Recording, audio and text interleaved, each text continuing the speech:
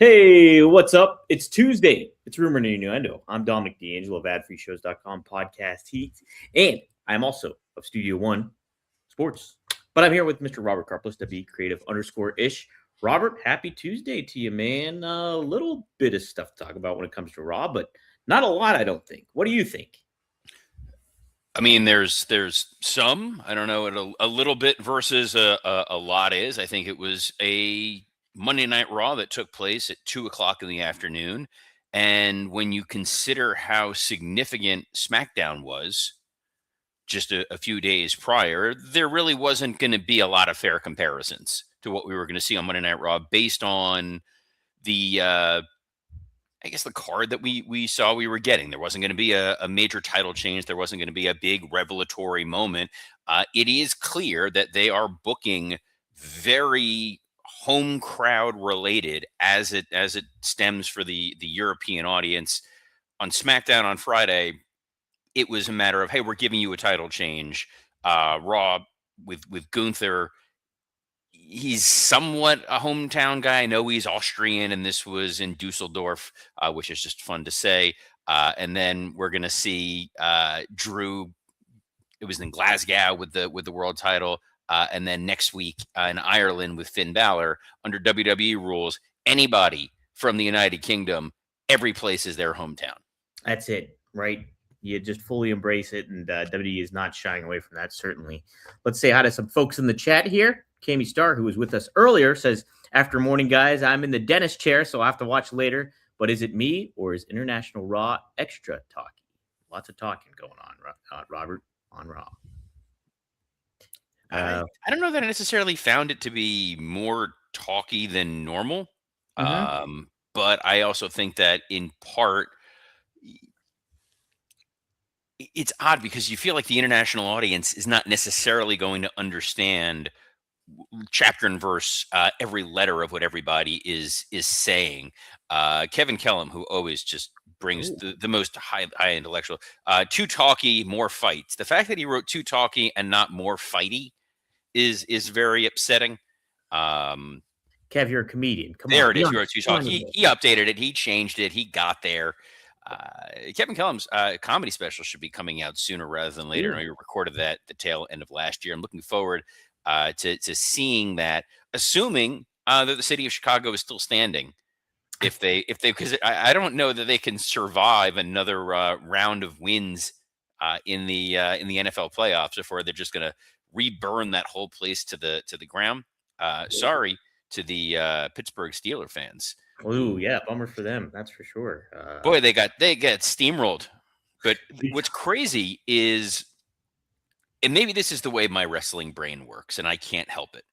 When I see the Houston Texans logo, the very first thing that I think of is 25 years ago at WrestleMania 17, someone had the Houston Texans sign because they had just unveiled their logo. Wow. Right. Again, it's just how my brain sometimes operates. It's anything that ties it to wrestling, which goes back to that road trip thing of trying to teach him philosophy. Right. It's how our brains work, guys. I think it's time we just we accept it and move on. Kevin Kellum says Aaron Rodgers got the John Cena versus Brock Lesnar SummerSlam 2014 treatment. No, because John Cena still kept going. This may be the end for Mr. Aaron Rodgers. Could be. It very much could be. Pick six to end it too. What a wild way to end it. Pick six to end it when you're losing 413 to 6. It doesn't really matter. It doesn't really matter. Trey Owen says showing up late like Hogan. Let's hope that's the only comparison we have to make. Unless you got a Miller Lite in the garbage can or whatever it may be. And it is somewhat fitting because Scott Adams passed away today. Dilbert creator. Wow, did he? Who was another person who was beloved in the 90s and then ultimately got canceled for making racially insensitive comments. Wow. Yeah.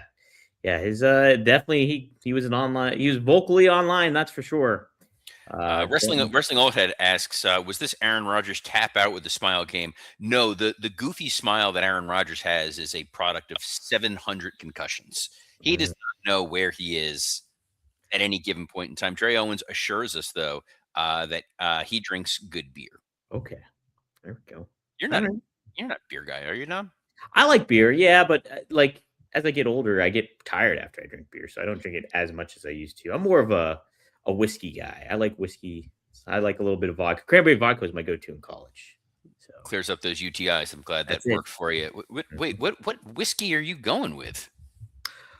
I like, if I have my choice, I like Jameson, but I do the Wild Turkey. I have Bird Dog in my freezer right now. So I don't even know what the hell Bird Dog whiskey is. It's like a step above moonshine? It's a higher version of Evan Williams that they make, I believe, if I'm not mistaken. So, okay. And Evan Williams is not that. Look, I'm typically a Scotch guy, but I've been doing a lot of the old fashions of late. So it's been a lot of Angel's Envy or Eagle Rare. Ooh, okay, I like it. Did we like Raw, Robert?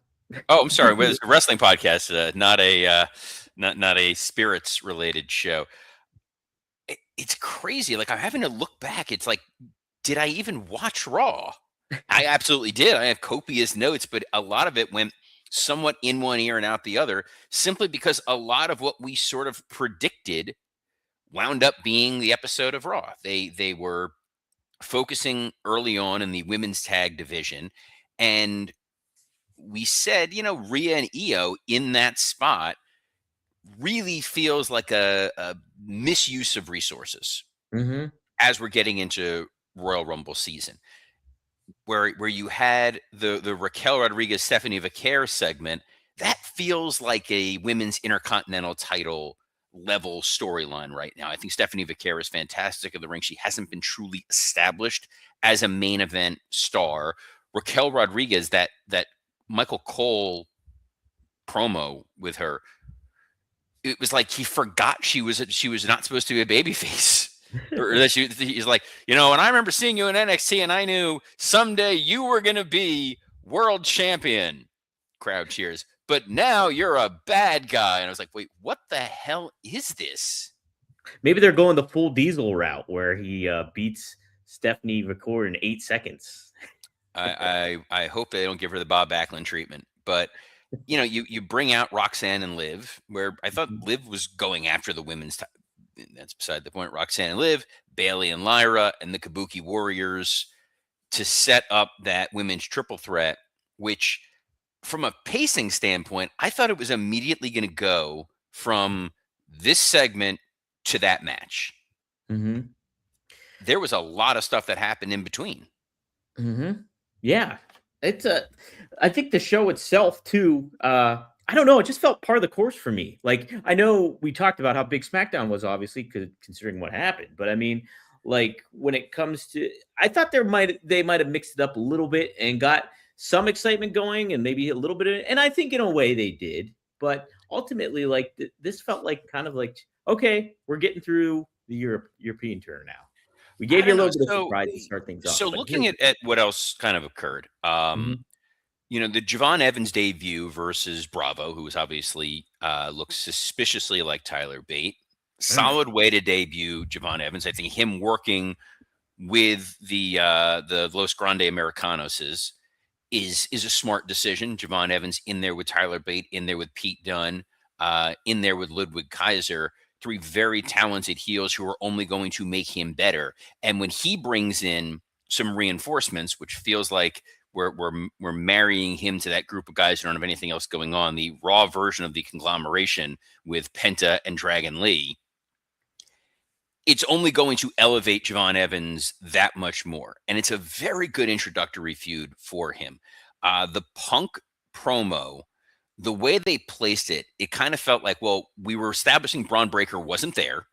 Yeah. Wink, wink, nudge, nudge. So Punk could go out and safely cut a promo. And then the idea of, I'm a fighting champion. We got Rumble. We got Elimination Chamber. I'm not going to let what happened to Cody sway me, which I like. I like the idea of he's the workhorse champ. He's going to go out there. He's going to fight whoever he wants to fight. And then when Finn Balor came out, there was that momentary pause of, wait, what? Which I I don't liked mind. it, Robert. I Yeah. liked it.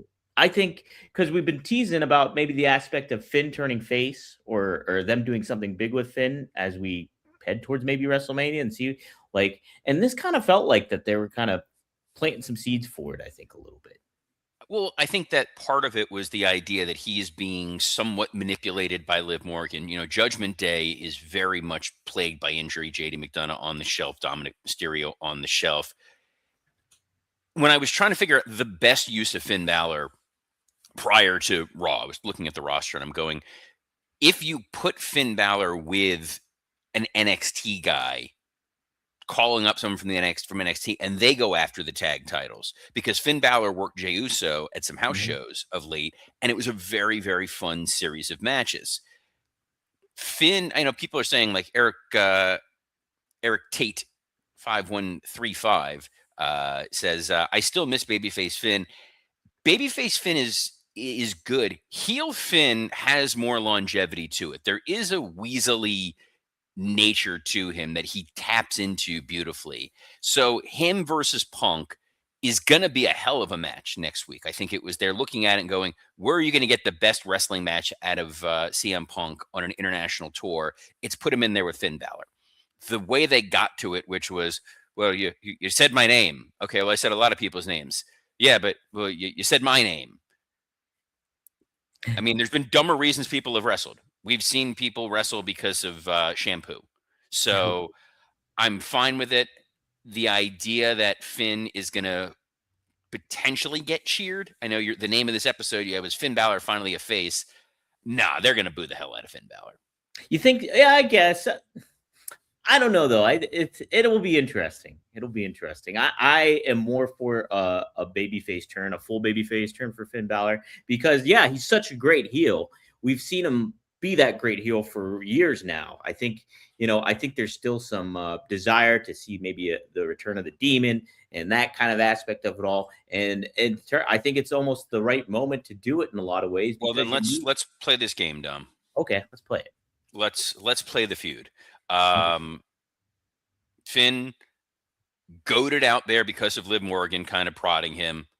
Yeah. He fails against CM Punk. Mhm. He's downtrodden. He's angry. Dom starts talking some smack with Liv. Boy, this guy, you're kind of a loser. Thought you were the leader of this group. Clearly, it's Liv. We get to the Demon Finn Balor versus Dominic Mysterio at WrestleMania. I love it. Let's make it happen. I'm all right. I love that game, Robert. Contrary to significant popular belief, I am not directly booking Monday Night Raw. But if I did, I don't know that I necessarily would have been like, hey, let's bring back Otis and Tozawa as a threat. But good for them. You know what? It's you see some of these guys getting used. Am I excited about Otis and Tozawa versus the Usos? Not really, but it's ensuring these guys are going to continue to have work. For sure. And like, I mean, if you're just trying to, again, part of the course with some of your talents when it comes to, hey, what do we do with the Usos? Let's put the tag titles on them. Well, they're still a hot act and they still do the yeet and get over. Pair them up with another team that's over and just have some fun with it, I guess. I think it's fine. Wrestling Old Head says Otis and Tozawa are now the babes? ? Clearly, you don't watch Collision. I don't know. That's usually Scott's answer whenever I'm seeing dumb crap that I don't know what the hell it is. Like, oh, clearly you don't watch. I clearly don't watch Collision. I did watch Bronson Reed and Austin Theory team up against Dragon Lee and Penta. I guess they finally just sort of settled in the notion that Austin Theory is going to be sort of the weakest of the four. Which is, I mean, I get it because like from a visual perspective and persona perspective, he is, but you return him in this way that he's supposed to feel like this big deal. Why aren't you trying to build him up? Well, I feel like, and I'm saying I feel like a lot. The notion is they looked at the board and they said, okay, we have the tag titles on the Usos for reasons. Mainly, there's a lot of guys that we have on the roster who we're trying to make seem like some form of a big deal. There's only so many spots at the top, and there's certain guys who just aren't able to occupy it. So LA Knight, Yeah. Drew, I think getting this title run is in part because they want to make him feel like he's a big time main event talent. You're trying to put Braun Breaker into a position where he's a big main event kind of talent. Jey Uso, there's no room at the top for Jey Uso. There's no room at the top for Gunther. So it's let's give Gunther AJ Styles. Let's give Jey Uso the tag titles. And there's not a tag team that's set up for him. All due respect to Otis and Tozawa. All due respect to the War Raiders or the Creed Brothers or the New Day. Well, who are they? The New Day? Apparently, people on the show. I think they're with Grayson Waller. They live in the commercial breaks.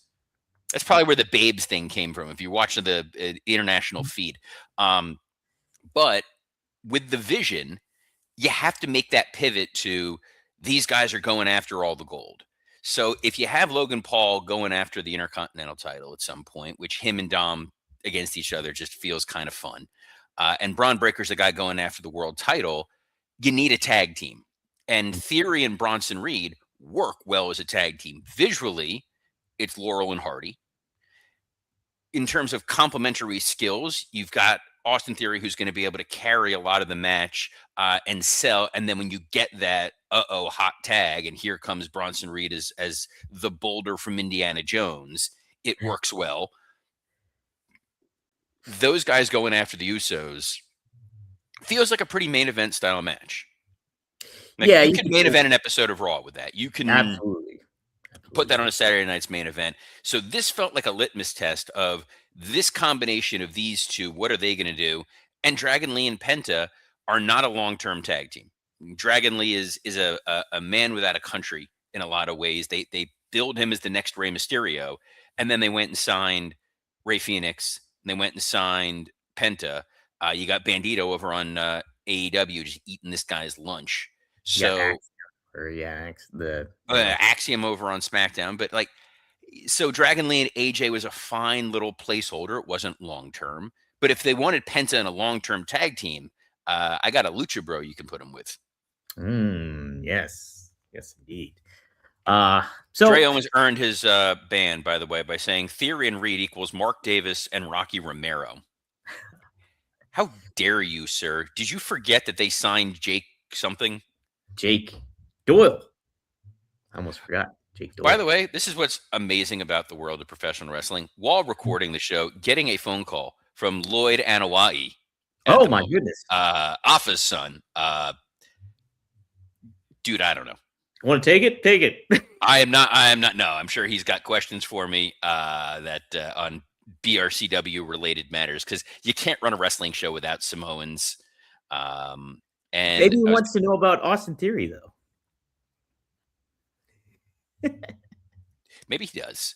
What I want to know is, what did you think of the Braun Breaker confrontation with Adam Pearce?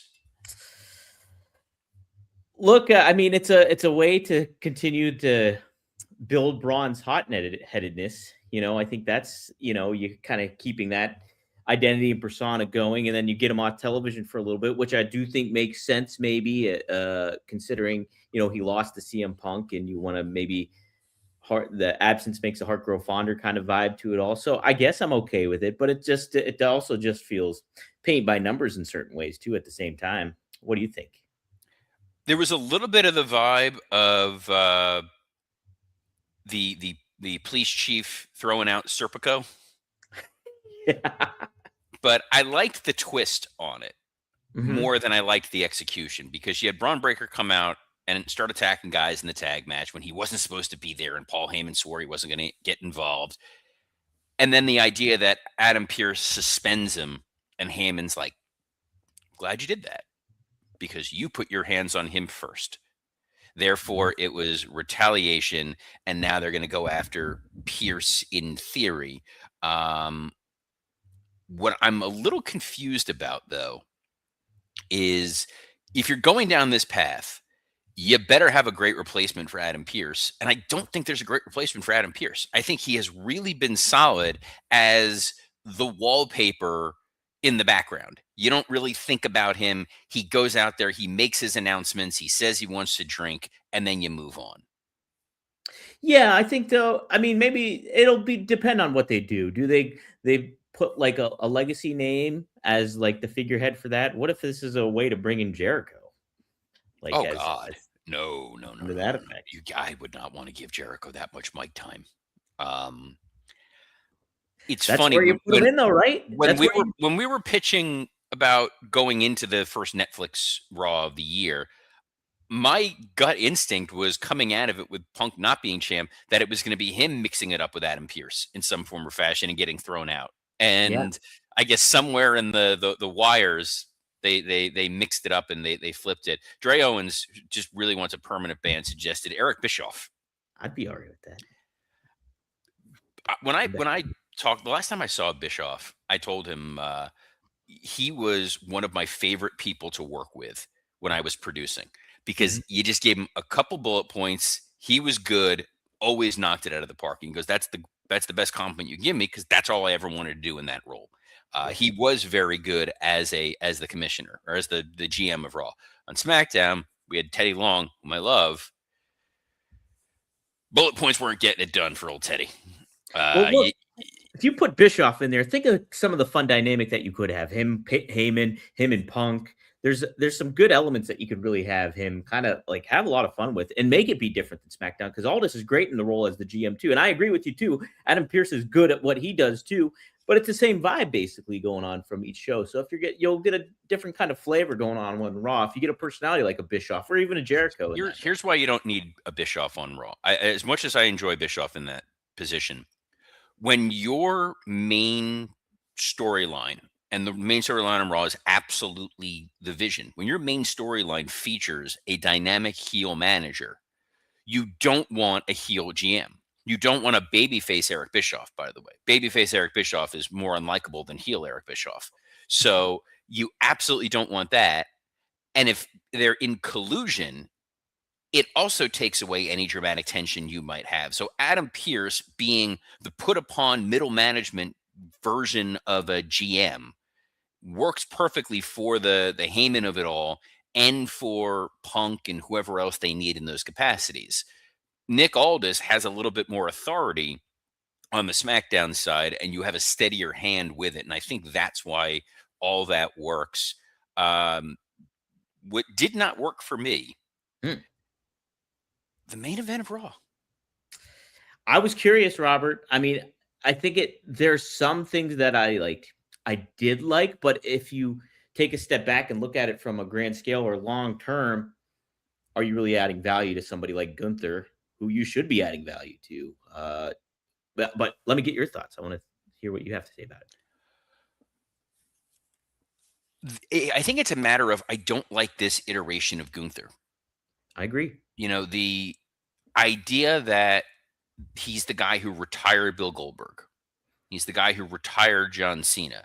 He is a former world champion who would still be world champion, but for basically slipping on a banana peel with Punk and then not really getting his rightful rematch because of Seth Rollins cashing in immediately. That guy should be a killer. Agreed. And he's coming out there in the silk robes looking like a slightly thinner Viscera. He's goofy. He keeps giggling about saying the word bitch. It doesn't work. Let him just murder dudes.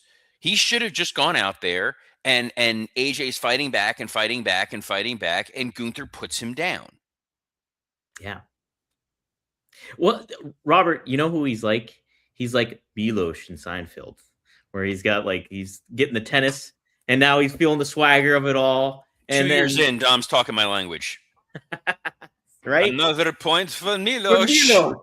That's what he is. There is just this odd goofiness to this guy who. Sorry, I got interrupted mid sentence because Dre Owens, not a daily ban, weekly ban, a century long ban for suggesting that Stephanie McMahon be the new general manager of Raw. Dre. How dare you put that into the ecosystem, into the ethos? Is there not enough discord and anger and hate in the world that you would want to put Stephanie McMahon on my television every single week? Warner Breeze hits it out of the park by saying, is Gunther the Austrian version of Okada? Yes. Yeah. It's this oddly goofy iteration of a guy who should be an absolute murdering killer. And in 2026, you really have the ability to do the guy who retired Goldberg and the guy who retired John Cena, retiring AJ Styles, wiping Chris Jericho off the face of the earth, beating CM Punk for the world title, and beating Brock Lesnar. Yeah, and like, look, I was all about the follow through. Like, if you're having John Cena lose to Gunther, how are you gonna reciprocate that moving forward and making him feel like that Brock Lesnar after Brock beat Undertaker? So, what are you doing with it? And so far, they have not delivered on this new version, this Milos Gunther going on. So, Don't quite understand it. Winning with the low blow. That's not a guy where now I'm going, oh man, he's an unstoppable monster. It's like on paper, yeah, these wins seem really impactful. If I just read the results and you go, the guy who beat Goldberg, the guy who beat John Cena, beat AJ Styles in the main event, okay, but to win in such a cheap, cowardly kind of manner, that's how Logan Paul beats AJ Styles. That's not how Gunther beats AJ Styles. Right. And like the fact too that he's like willing to tap to AJ too. It's don't necessarily like that as a killer either, you know. Even though I like the AJ Styles promo earlier on in the night, I was like, "Ooh, that's kind of how you build AJ and make this like disrespect to Cena." Kind of makes sense, even though it really doesn't, because Gunther beat him fair and square. But ultimately, no, they're not doing Gunther any favors here. Don't quite understand it. Yeah, Wrestling Old Head makes the great point. Gunther doesn't need to be that character. They have Dom for that. Exactly. They got plenty of guys that can occupy that space. Gunther's not that sort of talent. It's odd that Hunter would even feel remotely comfortable booking him like that. But it sounds like their booking decisions across the board are a little up in the air at the moment, Mr. D'Angelo. Yeah, that's correct. And reportedly, was some changes ahead for WrestleMania 42. Friend of the show, Dave Meltzer of the Wrestling Observer, provided an update on how this affects the standings for the show of shows. He claimed that the officials made some big changes recently. They revamped the plans for Las Vegas pay-per-view this past Wednesday when they decided on the SmackDown title change. Meltzer noted that he could not provide solid details on the whole matter, but he suggested that the match between Cody and Roman Reigns is unlikely now. As for the direction for Rhodes in the title, he speculated that we could see a triple threat between Cody, Drew, and Jacob Fatu in the coming times. Hopefully not for WrestleMania, but yeah, I could see that. But Robert, we're all about rumor and innuendo. We're all about speculation. Meltzer dispels maybe the notion that you pitched that we're going to get Roman and Cody. What do you think about all that? Roman and Cody seem like the most logical match for them to do for WrestleMania. So the fact that they're changing it makes me think that either Roman is now not going to be available for WrestleMania, A, or B, that someone, The Rock, slipped in and decided that he wants to throw a change in plans in some form or fashion, or Roman came up with a different idea, because there's no reason, based on the fairly lazy booking that we've seen over the last several months, that they would deviate from Cody Roman 3. There's no hot match, no hot angle, no unseen combination of superstars that we're chomping at the bit for. This seems kind of odd. But there's also the possibility that this is one of them double bluff situations here, where they're putting this out there so that when they do come to Cody and Roman, we're all like, oh my God, we didn't think this was going to happen. WWE unreal. We all got worked. It's a swerve, bro. But it's not a swerve, Dom. What?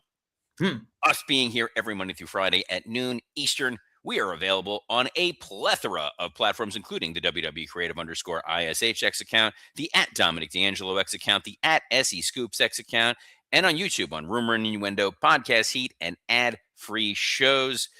What an episode. What a way to, start the week. We're already in Tuesday. We're getting closer to Hump Day. So on behalf of the guy who's absolutely going to do the outdated Geico line, Dominic D'Angelo, I'm Robert Karpolis. Best of luck in your future endeavors. I'm a caveman, or I'm a gecko. I don't know. Shh.